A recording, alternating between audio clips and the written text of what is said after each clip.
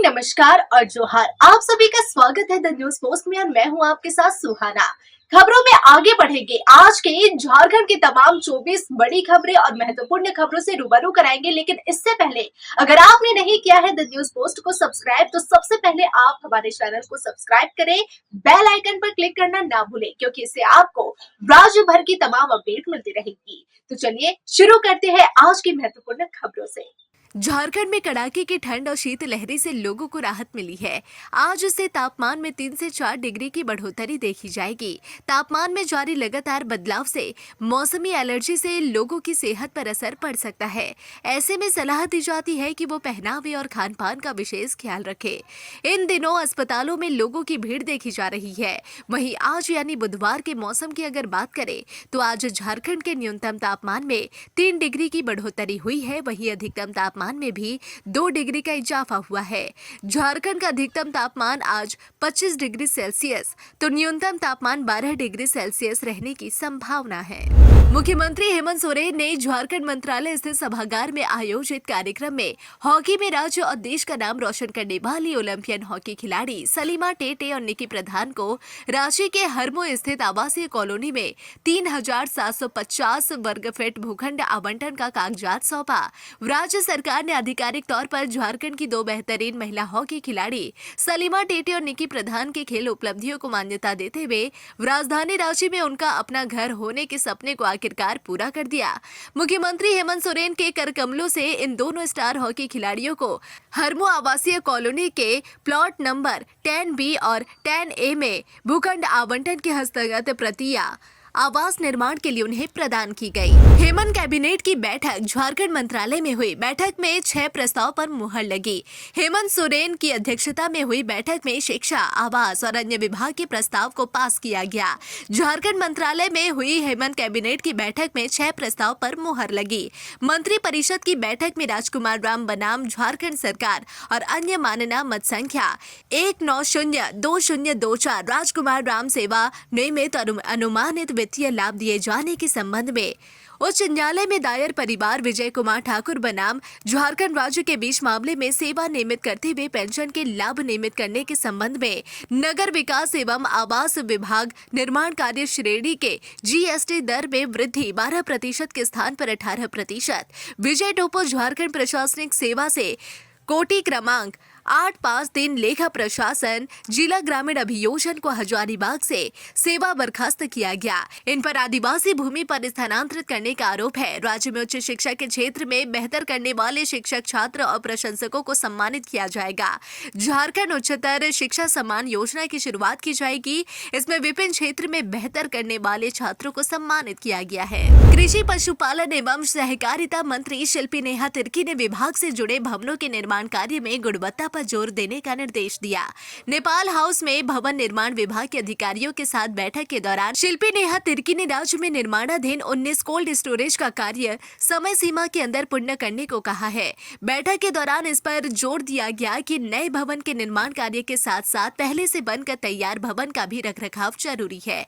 खासकर कृषि, पशुपालन एवं सहकारिता विभाग से जुड़े लैंप पैक्स के लिए ये निर्देश ज्यादा जरूरी है। मंत्री शिल्पी नेहा तिर्की ने कहा कि कृषि उत्पाद के स्टोरेज से जुड़े भवनों का निर्माण कार्य तय समय सीमा के अंदर होनी चाहिए। राज्य में जर्जर लैंप पैक्स के स्थान पर नए भवन का निर्माण समय की आवश्यकता है। राज्य में निर्माणाधीन 19 कोल्ड स्टोरेज के साथ साथ छोटे कोल्ड स्टोरेज की भी समीक्षा की गई। IAS पूजा सिंघल एक बार फिर कानूनी पछड़े में फंस सकती है, क्योंकि प्रवर्तन निदेशालय यानी ईडी ने पूजा सिंघल के खिलाफ फिर से केस चलाने के लिए राज्य सरकार से अनुमति मांगी है। इसके लिए ईडी ने राज्य सरकार को पत्र भी लिखा है। दरअसल BNSS 2023 की धारा 218 के अनुसार किसी भी लोक सेवा के खिलाफ अभियोजन शुरू करने से पहले ईडी को राज्य सरकार से अनुमति लेनी होगी। इसलिए ईडी ने पूजा सिंघल के खिलाफ फिर से केस चलाने के लिए राज्य सरकार को पत्र लिखकर अनुमति मांगी है। हालांकि इससे पूजा सिंघल के पोस्टिंग और उनके निलंबन वापसी पर कोई असर नहीं पड़ेगा। हुसैनाबाद प्रखंड क्षेत्र के सुदूरवर्ती महूडंड पंचायत अंतर्गत लोहबंधा गाँव के 2 दर्जन से अधिक वृद्ध पेंशनधारी लाभुकों को पिछले 4 माह से पेंशन की राशि नहीं मिली है, जिसमें पेंशनधारी के समक्ष समस्या उत्पन्न हो गई है। मालूम हो कि लोहबंदा गांव के वृद्ध पेंशनधारी लाभुकों का पेंशन का भुगतान मोहम्मदगंज व हुसैनाबाद प्रखंड क्षेत्र स्थित बैंक से होता है। अभी के समय क्षेत्र में ठंड की शीतलहरी भी चल रही है। बावजूद इसके वृद्ध पेंशनधारी लाभुकों ने प्रतिदिन 15 से 30 किलोमीटर की दूरी तय कर बैंक पहुंच रहे हैं और पेंशनधारी लाभुकों के खाते में पेंशन की राशि नहीं रहने पर बैंक कर्मियों के द्वारा पेंशन की राशि नहीं आने की बात कहकर लौटा दिया जा रहा है, जिससे वृद्ध पेंशनधारियों में सरकार व जिला सामाजिक सुरक्षा विभाग के प्रति काफी आक्रोश व्याप्त है। धनबाद की इस महिला की किस्मत देखिए। कहानी पूरी तरह से फिल्मी है लेकिन है बिल्कुल सच्ची। जी हाँ, धनबाद की भूली की रहने वाली धनबादो देवी के पति गंगासागर यादव लगभग 33 साल पहले घर छोड़कर कहीं चला गया। पति गंगासागर यादव मिला तो भी कुंभ मेले में, लेकिन पहचानने से ही इनकार कर दिया। कुंभ मेला पहुंची धनबादो देवी ने देखा कि 33 साल पहले जो पति घर छोड़कर चला गया था वह कुंभ मेले में अघोरी बनकर पीपल पेड़ के नीचे धुनी जमाए बैठा है। लोगों को भभूत लगा, आशीर्वाद दे रहा है। जी हाँ, पति के घर छोड़ने के वक्त धनबादो के गर्भ में पलने वाला बच्चा अब 30 वर्ष का हो गया है। मां के साथ वह भी कुंभ गया था। उसने भी पिता के घर लौटने का अनुरोध किया, लेकिन अघोरी बन चुके गंगासागर वापस लौटने से इनकार कर दिया। पति और बेटों की आंखों के आंसू भी उस पर कोई प्रभाव नहीं डाल सके। पत्नी और बेटे की आंखों के आंसू भी उस पर कोई प्रभाव नहीं डाल सका।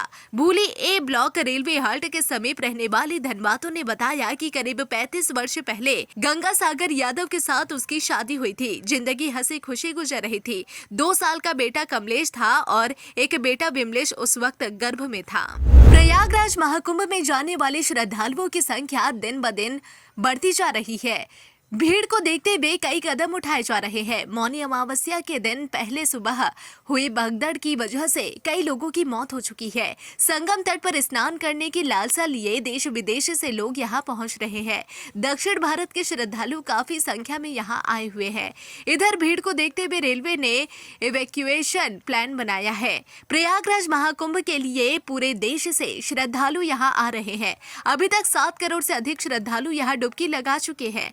मौनी अमावस्या को लेकर महाकुंभ में स्नान के लिए भीड़ जबरदस्त संख्या में उमड़ी है। आवागमन के साधन पर इसका दबाव देखा जा रहा है। इधर रेल मंत्रालय ने बड़ा निर्णय लिया है। प्रयागराज और इसके आसपास के रेलवे स्टेशन से विभिन्न क्षेत्रों के लिए विशेष ट्रेन चलाने की व्यवस्था की जा रही है। यह इवैक्यूएशन प्लान के तहत किया जा रहा है। रेल मंत्रालय के सूत्रों के अनुसार 350 अतिरिक्त ट्रेन प्रयागराज के आसपास के छोटे मोटे स्टेशनों से विभिन्न क्षेत्रों के लिए शुरू की जा रही है। इससे यहां आने वाले श्रद्धालुओं को सुविधा होगी। कई स्थानों में ऐसा देखा गया है कि ट्रेन में चढ़ने को लेकर भीड़ उमड़ रही है। किसी प्रकार की अप्रिय घटना नहीं हो, इसके लिए रेलवे मंत्रालय ने बड़ा इंतजाम किया है। जमशेदपुर के मानगो पुलिस ने मुंशी मोहल्ला के गुरुद्वारा रोड पर 19 जनवरी को हुए कांग्रेस नेता के भाई संतोष सिंह हत्याकांड का खुलासा कर दिया है।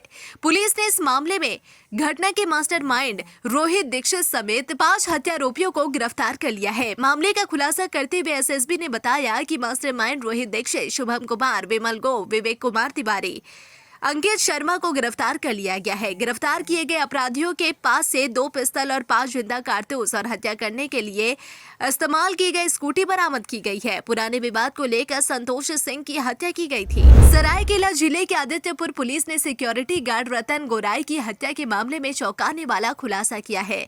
सिक्योरिटी गार्ड की हत्या उसकी पत्नी ने ही अपने प्रेमी व उसके दोस्त के साथ मिलकर की थी। आदित्यपुर पुलिस ने आरोपी पत्नी मेनका गोराई, प्रेमी राजू दे और उसके दोस्त राहुल को गिरफ्तार कर लिया। मामले को लेकर आदित्यपुर पुलिस ने बताया कि मृतक रतन गोराई प्लास्टिक प्रीमियम कंपनी में गार्ड का काम करता था। 25 जनवरी से गार्ड लापता था। ऐसे में उसकी पत्नी मेनका गोराई ने अपने पति रतन गोराई के लापता होने की शिकायत आदित्यपुर थाना में दर्ज करवाई थी, जिसके बाद मामले की जांच पड़ताल करने पर पुलिस को भाटिया बस्ती टोल प्लाजा के निकट झाड़ियों से रतन गोराई का शव बरामद हुआ था। झारखंड में जल्द ही नक्सलियों का सफाया हो जाएगा। जाएगा, झारखंड पुलिस एक्शन में दिख रही है। जंगल में छुपे नक्सलियों को अब खोज कर मारने में लगे हैं। हाल में कई कामयाबी भी सुरक्षा बल को मिली है। पहले डुबरी इलाके में जंगल में नक्सली को मार गिराया गया और अब कोल्हान के जंगल में 1 करोड़ के इनामी नक्सली एनलदा के दस्ते के 2 साथी को मार गिराया गया। इसमें महिला नक्सली भी शामिल है। बता दें कि भाकपा माओवादी नक्सलियों के समूह की मौजूदगी की खबर पाकर सुरक्षा बलों ने उनकी घेराबंदी की। सुरक्षा बलों को यह जानकारी मिली कि कुछ बड़े नेता इस क्षेत्र में गतिविधि बनाए हुए हैं। क्षेत्र की घेराबंदी करने के बाद जब सुरक्षा बल आगे बढ़ने लगे तो नक्सलियों ने उन पर फायरिंग शुरू कर दी। सुरक्षा बलों ने मोर्चा संभालते हुए काउंटर फायरिंग शुरू कर दी। ताजा जानकारी के अनुसार एक नक्सली को मार गिराया गया। चाईबासा पुलिस के सूत्रों के अनुसार एक अन्य नक्सली को गोली लगने की सूचना है। इधर आसपास से अतिरिक्त सुरक्षा बल भेजे गए हैं। यह मुठभेड़ चाईबासा जिले के उग्रवाद प्रभावित सुनवा जंगल में हुई। चाईबासा के पुलिस अधीक्षक के नेतृत्व में सर्च ऑपरेशन चल रहा है। 7 जनवरी को हुए मेदिनीनगर सदर प्रखंड के चुकरो स्थित टोल प्लाजा के पास 4 लेन कार्य में हुई गोलीकांड में संलिप्त 2 अपराधी शुभम दुबे और आकाश कुमार को पुलिस ने गिरफ्तार कर लिया है। पुलिस ने गिरफ्तार अपराधी के पास से 1 पिस्तौल, 3 जिंदा गोली, 1 खाली मैगजीन, 2 मोबाइल बरामद किया है। गोलीकांड में संलिप्त अपराधियों को 60,000 की राशि उपलब्ध कराई गई थी ताकि वे स्थल पर जाकर गोली चलाए और रंगदारी की मांग करे। एसपी रेशमा रमेशन के आदेश पर एसडीपीओ मणिभूषण और सदर थाना प्रभारी उत्तम राय के नेतृत्व में कार्रवाई कर दोनों अपराधियों को गिरफ्तार कर लिया गया। एसपी रेशमा रमेशन ने प्रेस वार्ता कर मामले की जानकारी दी। शहर थाना पुलिस ने डाल्टनगंज रेलवे स्टेशन के पास से 9 किलो गांजा के साथ 3 तस्कर को गिरफ्तार कर लिया है। मामले में जानकारी देते हुए एसडीपीओ मणिभूषण प्रसाद ने बताया कि पुलिस को गुप्त सूचना मिली थी कि 3 तस्कर 2 पिट्ठू बैग में भरकर 9 किलो गांजे की खेप को वाराणसी ले जाने की फिराक में है। जिसके बाद सदर अंचलाधिकारी अमरदीप बलहोत्रा के नेतृत्व में शहर थाना पुलिस की टीम ने छापेमारी की और गांजे के साथ 3 तस्कर हबीस अंसारी, दिलीप कुमार और पिंटू कुमार को गिरफ्तार करते हुए जेल भेज दिया। महाकुंभ में मौनी अमावस्या पर सुबह सुबह हुई भगदड़ में गढ़वा की एक महिला की हताहत होने की सूचना है। वहीं 3 लोग घायल बताए जा रहे हैं। सूचना के अनुसार भगदड़ में हताहत होने वाली महिला पलामू जिले के रहला थाना क्षेत्र के तोलरा गांव की रहने वाली है। बताया जा रहा है कि घायल लोग मझियाव के रहने वाले हैं। सभी घायलों का प्रयागराज के अस्पताल में इलाज कराया जा रहा है। स्थानीय प्रशासन की ओर से परिजनों को इसकी सूचना दे दी गई है। घायलों में गायत्री परिवार के मंझियाव प्रखंड संयोजक नागेंद्र सिंह, उनकी पत्नी उषा सिंह और उनकी पत्नी की बहन घायल हुई है। मिली जानकारी के अनुसार प्रयागराज महाकुंभ परिसर में रात 2 बजे अचानक भगदड़ मच गई। सुबह करीब 5 बजे से शाही स्नान का समय निर्धारित था। मौनी अमावस्या के मौके पर शाही स्नान किया जाता है। इसे लेकर अखाड़ा के साधु संत के अलावा बड़ी संख्या में श्रद्धालु भी यहाँ पहुंचे हुए हैं। अभी तक महाकुंभ में 6.50 करोड़ लोग स्नान कर चुके हैं। हिंदुस्तान कॉपर लिमिटेड में विभिन्न पदों पर निकली भर्ती 25 फरवरी तक कर सकते हैं अप्लाई। जी हां, HCL यानी हिंदुस्तान कॉपर लिमिटेड में चार्जमैन सहित विभिन्न पदों पर भर्ती निकाली गई है। इसके लिए आवेदन प्रक्रिया 27 जनवरी से शुरू हो चुकी है। वहीं आवेदन करने की आखिरी तारीख 25 फरवरी तक है। उम्मीदवार HCL की ऑफिशियल वेबसाइट पर जाकर आवेदन कर सकते हैं। इन पदों पर होगी भर्ती। जी हाँ, 24 पद इलेक्ट्रीशियन ए, 36 पद इलेक्ट्रीशियन बी, 36 पद वेड बी, 7 पद। हिंदुस्तान कॉपर लिमिटेड में इन पदों पर आवेदन करने वाले उम्मीदवारों के पास संबंधित क्षेत्र में ITI डिप्लोमा की डिग्री होना जरूरी है। हजारीबाग जिले के बरहे स्थित एक निजी नर्सिंग होम में प्रसव के दौरान महिला की मौत पर परिजनों ने जोरदार हंगामा किया। अस्पताल के सभी शीशे दरवाजे तोड़ डाले, साथ ही 2 घंटे तक सड़क जाम रखा। हल्ला हंगामा देखकर अस्पताल के डॉक्टर और कर्मचारी मौके से भाग खड़े हुए। आपको बता दें कि बरही के रानी शुवा पंचायत निवासी किरण देवी को करियातपुर के निजी नर्सिंग होम में भर्ती कराया गया। यह बड़ा ऑपरेशन से प्रसव के दौरान महिला की हालत बिगड़ गई और उनकी जान चली गई। इसके बाद यहां के डॉक्टरों ने मौके का फायदा उठाते हुए मरीज को रेफर कर दिया। जब परिजन मरीज को लेकर हजारीबाग मेडिकल कॉलेज पहुंचे तो वहां बताया गया कि महिला की मौत हो चुकी है। इसके बाद गुस्साए परिजन बरही के निजी अस्पताल पहुंचे और शव को सामने रखकर हंगामा शुरू कर दिया। इस दौरान अस्पताल में लगे सभी भी शीशे के दरवाजे तोड़ दिए गए, कुर्सियों को भी क्षतिग्रस्त कर दिया गया। साथ ही आसपास के दर्जनों लोग विरोध में रोड पर बैठ गए। हुसैनाबाद के सैयद टोली के निवासी डॉक्टर नादिर रिजवी का आज आकस्मिक निधन हो गया। डॉक्टर नादिर रिजवी क्षेत्र में अपनी सेवा और सादगी के लिए जाने जाते थे। उन्होंने अपने जीवन में कई लोगों की मदद की और स्वास्थ्य सेवाओं के क्षेत्र में उल्लेखनीय योगदान दिया। उनके निधन से पूरे इलाके में शोक की लहर है। क्षेत्रवासियों ने उनके परिजनों के प्रति अपनी संवेदनाएं व्यक्त की है। ईश्वर उनकी आत्मा को शांति प्रदान करे और परिवार को इस कठिन समय में संबल दे। झारखंड कर्मचारी चयन आयोग के द्वारा आयोजित की गई CGL परीक्षा का पेपर लीक हुआ था या नहीं, इसकी जांच झारखंड CID कर रही है। प्रारंभिक जांच में यह तथ्य उभर कर आया है कि झारखंड में सक्रिय कुछ ऐसे गैंग हैं जो हर हाल में CGL परीक्षा को रद्द करवाने की मंशा के तहत काम कर रहे हैं। मामले की जांच फिलहाल जारी है, जिसमें हर दिन चौंकाने वाली बातें सामने आ रही है। CGL परीक्षा में गड़बड़ी मामले को लेकर झारखंड CID की टीम को अब तक 60 से ज्यादा शिकायतें मिल चुकी है, जिसमें कई डिजिटल एविडेंस आम लोगों के द्वारा पुलिस को उपलब्ध करवाए गए हैं। लेकिन आपको यह जानकर हैरानी होगी कि अधिकांश एविडेंस झारखंड पुलिस के किसी काम के नहीं है। पुलिस को किसी भी एविडेंस की पुख्ता जानकारी नहीं प्राप्त हुई है। मध्य प्रदेश से निकलकर बाघ पश्चिम बंगाल का सफर कर रहे हैं। मध्य प्रदेश के बांधवगढ़ टाइगर रिजर्व से पश्चिम बंगाल के पुरुलिया तक बाघों ने एक नया कॉरिडोर विकसित किया है। यह करीब 700 किलोमीटर का कॉरिडोर है। दरअसल पुरुलिया और झारखंड के जमशेदपुर के इलाकों में बाघों का मूवमेंट देखा जा रहा था। बाघ की तस्वीर जांच के लिए वाइल्ड लाइफ इंस्टीट्यूट भेजी गई थी। इस जांच के आधार पर पता चला कि पुरुलिया के इलाके में मौजूद बाघ पलामू टाइगर रिजर्व से गया है। यह बाघ MP के बांधवगढ़ से पलामू टाइगर रिजर्व के इलाके में दाखिल हुआ है। 3 दशक बाद बाघों ने कॉरिडोर को किया एक्टिव। बांधवगढ़ टाइगर रिजर्व से पलामू टाइगर रिजर्व को बाघों ने 2021-22 में एक्टिव किया था, जबकि पलामू टाइगर रिजर्व से पश्चिम बंगाल के पुरुलिया तक कॉरिडोर 2024 के आखिरी महीनों में एक्टिव किया गया है। दोनों कॉरिडोर के बीच करीब 700 किलोमीटर की दूरी है। पलामू टाइगर रिजर्व के उपनिदेशक ब्रजेशकांत जेना ने बताया कि पुरुलिया इलाके में पहुंचा बाघ पलामू टाइगर रिजर्व से गया था। उन्होंने बताया कि लंबे अरसे बाद बाघों ने इस कॉरिडोर को एक्टिव किया है। पलामू टाइगर रिजर्व ने पूरे कॉरिडोर पर निगरानी बढ़ा दी है। रामगढ़ जिले के दुलमी प्रखंड के इचाटू के ग्रामीणों ने गिट्टी लदे एक ट्रैक्टर को पकड़ा और इसकी सूचना स्थानीय थाना को दी। सूचना के बाद पुलिस और अंचल के CO भी वहां पहुंचे और गिट्टी लदे ट्रैक्टर को कब्जे पे ले लिया। इस दौरान गाँव के लोगों ने बताया कि इचाटू में 2 क्रशर नियमों की अनदेखी कर संचालित हो रहे हैं। इससे पूरे क्षेत्र में प्रदूषण फैल रहा है और लोग बीमार पड़ रहे हैं। इससे शिकायत के बाद स्थानीय पुलिस और CO क्रशर के पास पहुंचे और निरीक्षण किया। इस दौरान निरीक्षण में काफी खामियां पाई गई। इस दौरान टीम ने देखा कि क्रशर प्लांट की चहारदीवारी नहीं की गई है। समय समय पर पानी का छिड़काव भी नहीं किया जा रहा है। साथ ही हरियाली बनाए रखने के लिए पेड़ पौधे भी नहीं लगाए गए हैं। केदला उत्खनन परियोजना कार्यालय के सामने JDU की ओर से प्रदर्शन किया गया। इस दौरान रायतों ने कहा कि चाहे जो हो जाए, नौकरी और मुआवजा नहीं मिला तो 1 इंच भी जमीन नहीं देंगे। आरोप लगाया गया कि CCL प्रबंधन 47 वर्ष पूर्व जो जमीन केदला परियोजना के विस्तार के लिए लिया था, उसके मुआवजे का भुगतान आज तक नहीं किया गया। प्रेमिका के घर वालों ने जब लड़की से बात करने से मना किया और बात करने पर अंजाम भुगतने की चेतावनी दी, तो नाबालिग प्रेमी ने लड़की के घर में जाकर फांसी लगा ली। इसके बाद पूरे गांव में कोहराम मच गया। मामला लोहरदगा जिले के सेरेंगदाग थाना क्षेत्र का है। पुलिस का कहना है कि मामला प्रेम प्रसंग से जुड़ा है। वहीं दूसरी ओर लड़के के घर वाले इस घटना को हत्या बता रहे हैं।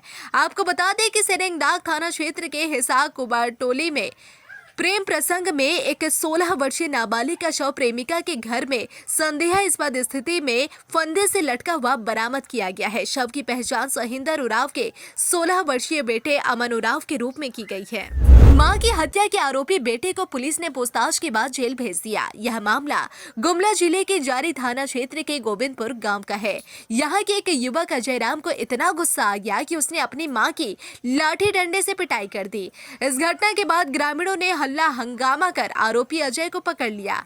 मामले की जानकारी पुलिस को नहीं देकर पूरी रात आरोपी को ग्रामीणों ने पकड़कर पंचायत भवन में बंद रखा। सूचना के बाद पहुंची पुलिस उसे अपने साथ ले गई। इसके बाद पूछताछ जांच कर आरोपी बेटे को जेल भेज दिया गया। लातेहार के चंदवा थाना क्षेत्र के हिसरी एनएच मुख्य मार्ग पर थोड़ी देर पहले मारुति वैन और बाइक सवार की आमने सामने की टक्कर में 2 लोगों की मौत घटना स्थल पर हो गई। इस घटना में 2 लोगों की मौत के अलावा ओमनी में सवार 3 लोग भी घायल हुए हैं। झारखंड के मुख्यमंत्री हेमंत सोरेन ने प्रयागराज महाकुंभ में मौनी अमावस्या के अमृत स्नान पर मची भगदड़ में कई लोगों के मारे जाने पर अपनी शोक संवेदना व्यक्त की है। साथ ही सीएम ने महाकुंभ की सुरक्षा व्यवस्था पर सवाल उठाते हुए भगदड़ मचने की घटना की जांच कराने का भी केंद्र सरकार से मांग की है। हेमंत सोरेन ने सोशल मीडिया एक्स पर पोस्ट करते हुए कहा, महाकुंभ में हुई दुखद भगदड़ की खबर सुनकर मन व्यथित है, जिसमें कम से कम 15 निर्दोष लोगों की जान चली गई है। मेरी संवेदनाएं और प्रार्थनाएं शोक संतप्त तीर्थयात्री परिवारों के साथ है। इस दुखद घटना में घायल हुए लोगों के शीघ्र स्वस्थ होने की कामना करता हूं। पूर्ण आशा है कि भारत सरकार इस घटना की पूरी तरह से जांच करेगी और ऐसी दुर्घटनाओं को रोकने के लिए अवश्य कदम उठाएगी। हम सभी को मिलकर ऐसी त्रासदियों से सबक लेना चाहिए और भविष्य में सुरक्षा के उचित इंतजाम सुनिश्चित करने चाहिए ताकि ऐसी घटना दोबारा ना हो। फिलहाल इस बुलेटिन में बस इतना ही। ऐसे ही तमाम खबरों के लिए बने रहे द न्यूज़ पोस्ट के साथ।